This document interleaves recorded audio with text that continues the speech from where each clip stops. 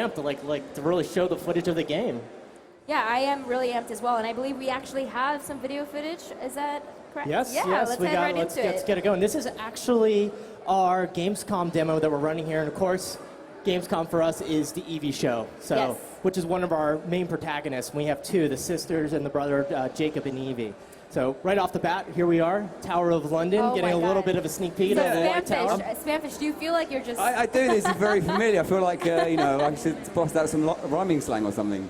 Yeah, and just right away, I mean, just the attention to detail is what always gets me in these Assassin's Creed games. Yeah, it's pretty amazing. I mean, the talent of the team, they blow my mind almost every day with what they can produce. It's amazing, the level of detail. So this is a black box mission for us. Black box for us are kind of the heart of the experience for Assassin's Creed Syndicate. We have more black boxes in Syndicate than we have in any previous Assassin's Creed title. Awesome. And for those who don't know what a black box is, basically it's you have a main target.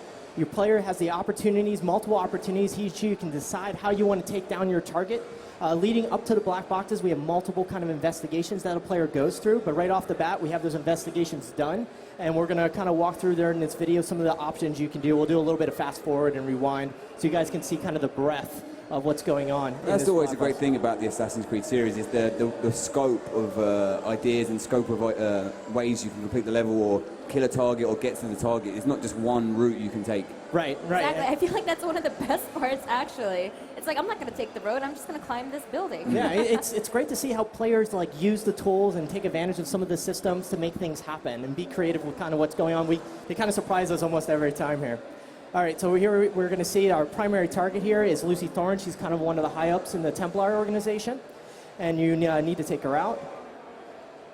And basically here we're kind of highlighting Lucy, what's going on, and then we're showcasing some of the opportunities that you can do. And these are options you can use to leverage to get to Lucy. So here you have the master keys. If you acquire these, you can actually then open the doors to get into the tower.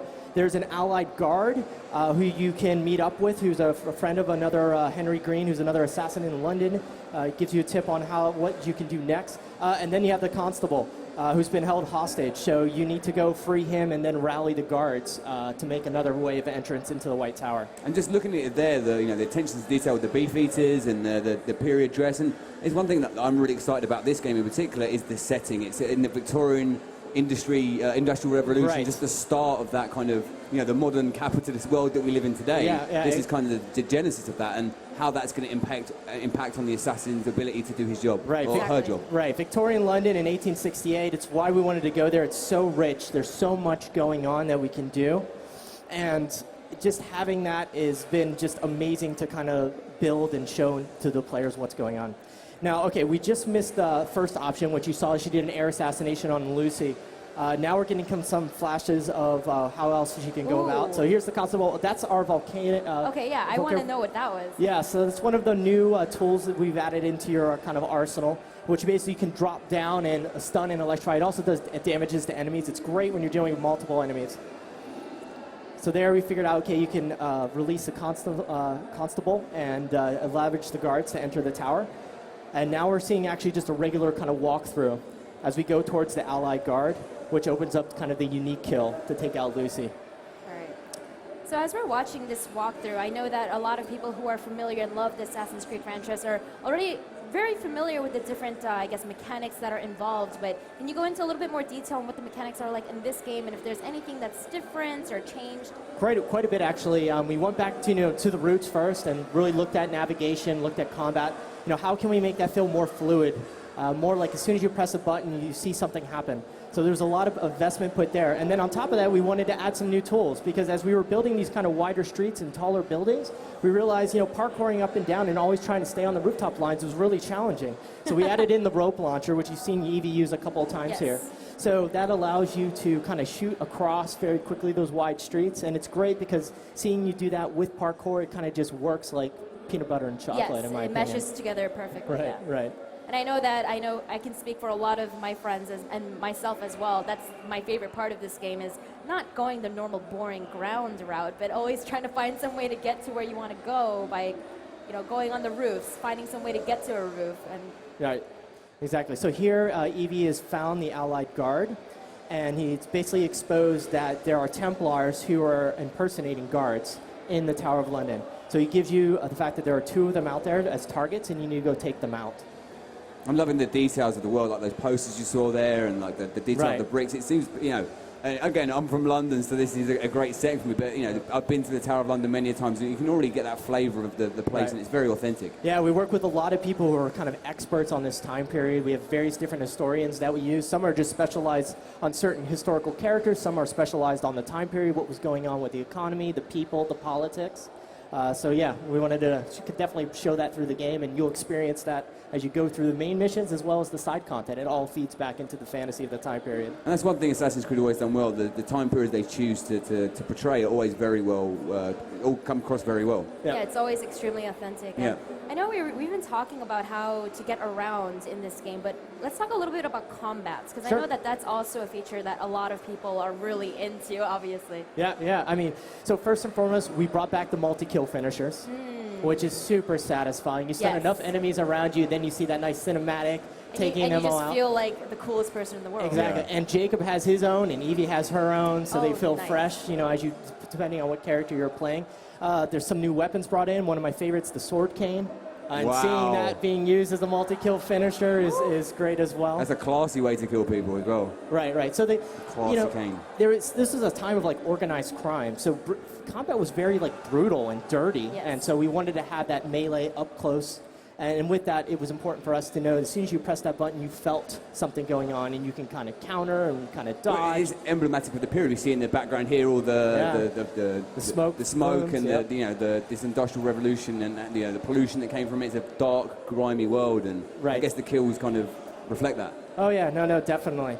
And you get to learn more about that as you play, which is one of the things I've always loved about Assassin's Yeah. Creed, Yes, because you I don't learn know so much. anything about those time periods. I've learned more probably on time periods than I Than did in from high school or in school. I college. Completely It's the agree. funnest history lesson I think I've ever had. Yeah. Yes, playing I an Assassin's Creed completely game. agree. Yeah, it's a great treat. Having along fun. with that, of course, I learned how to, fight and kill and things like that. But yes, the history lessons for They're good things to learn as well. That's And great. also, you mentioned earlier, this is 2 protagonists in this game, and Right. you'll get to switch between the 2. Yes. So basically, Jacob Fry has his own mission track through the game. He's basically looking at taking out the Templars directly and kind of rallying the rooks, the gangs.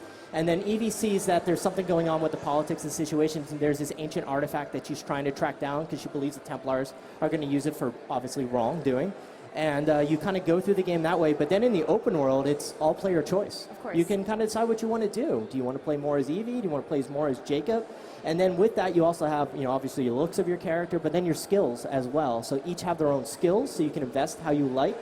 And then there's some unique skills that Evie has that Jacob does not have, and likewise for Jacob Nice. that Evie doesn't have. And are these things that you can talk a little bit more about right now? Sure. Or? Yeah, Okay, yeah, awesome. no, let's bring it out. Awesome. It's safe. Okay, it's yeah, safe. so basically, one of the cool skills that we've added for Evie that's a high-level skill is a skill called Chameleon, which basically allows her to kind of control her breathing and go almost completely undetectable as long as she stands still in the Okay. wide open. She doesn't even have to be in cover. Okay, So well- it's pretty cool. You can kind of, get the guard patrols, figure out what's going, move a little, stop, and work your way through. That's It's going to another tactic. completely change the way people have played Assassin's Creed, because people are so used to, looking for certain areas. Oh, that's a place I'm safe. Yeah, That's a place I'm exactly. not. Yeah. Whereas now you might take that risk to get into the open, knowing you've got that ability you can use. Right, and then Jacob, on the other hand, he has more abilities that are kind of focused on combat. Okay. He's more of a guy who just wants to go in, have fun, into the action, doesn't worry about the consequences, and Evie's quite the opposite. Yeah. More methodical, where the More thinking strategic. goes in with a plan, Yeah. very stealth-oriented with her approach. Do you have a favorite character, or are you not allowed to say pick favorites? Oh, no,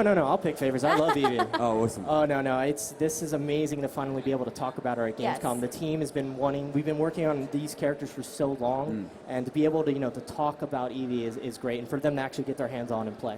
And not just talking about the different skill sets that they have. And I know for a fact that you can't reveal too much about the storyline, but if you can give us some tidbits here and there, can you give us some crumbs? Sure. I mean, right off the bat, you come into the game, you're 2 master assassins, Jacob and Evie. Templars have complete control of London. They own everything. So you need to take away their power and get their grasp back on London to liberate it and give it back to its people. And this is a story, this is obviously not a love story this time around. we really wanted to do something fresh. So we figured this brother-sister relationship Yeah. kind of offers and shows two facets of the British society for me. One being the reserved, one being the rebel. Yeah. And so the rebel is Jacob, the reserved is Evie. And they both play kind of against each other and poke fun. If you have a brother and sister, you know what that's all about. Yeah. Yeah, that's a completely relatable concept for anybody that plays this game. Right? Yep. I mean, I'm still blown away by the time period. I mean, it's something that, Victorian London, and the industry, as I said before, is a real kind of genesis of the world we live in today. But also the fact that, it's such a time period where, it's such a unique visually, when it comes to the smoke and like the Tower of London and seeing what London was like in that time. Right. And when you see St. Paul's and rope launch up St. Paul's, it's breathtaking, literally. You can see here, like, Yeah. that vista, beautiful. Wow, that was absolutely gorgeous. Yeah. Go. Well, you were talking about how everything is gorgeous and like in terms of how accurate and authentic it was. The one thing that I've been noticing is the color scheme. Right. It's so accurate.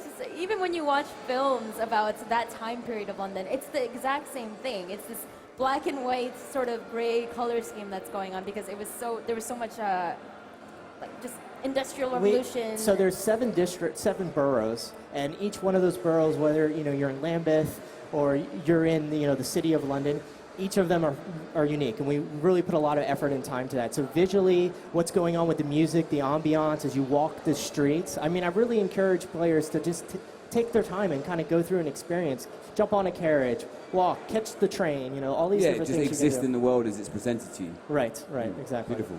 And you kind of touched on this earlier, but I want to just confirm, like, how authentic. So if you walk around, London in this game, People are definitely going to recognize streets and buildings Awesome. and landmarks. There's no doubt about that. And, this is London's time, right? Yeah. Like, And it's London with its, start of industry, the start of capitalism, Right. that kind of treacherous kind of dog-eat-dog world, and that's going to really play into the story. Exactly. Awesome. So in terms of obviously you've grown really attached to Evie, is there another part of this game that you're really excited for people to discover or find out about? Come October 23rd, Xbox One, PS4, and then eventually, on PC following that. There's going to be lots for players to experience, and I'm really excited and anxious for them to see it. But there's a lot to go on with. We didn't even talk about the characters. I know. I mean, it's like we could have one Twitch feed just on each character. We could speak all day, but unfortunately we're out of time. And thank you for your time today. I'm so excited No, it's to play great. it.